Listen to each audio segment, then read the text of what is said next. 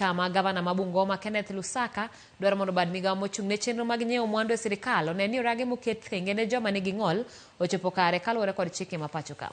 Kane loso skund sekondar ma Kibabi e romo mar ndalo 3 mar jokanyo chano odiochieng dhialo joma ong'ol e piny ngima, Lusaka wacho ni nyaka dew ngima joma ong'ol kendo kwayo migepe mopogore maneno ni joma ong'ol oyudo ratitgi e yudo rak mag tije pacho ka kaka chik dwaro.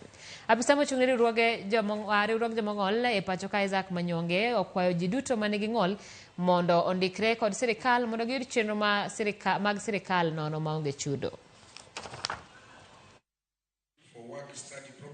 This is an opportunity for the communities, organizations and governments to raise awareness, promote inclusion and take action to improve the lives of people with disabilities. Bungoma County is honored to host this national event, and we are proud to have this great Kibabi University that has partnered with the State Department to actualize this town hall event. What's happening is that persons with disabilities who are not registered are missing up to register on SHA. Because when they reach there, they stop.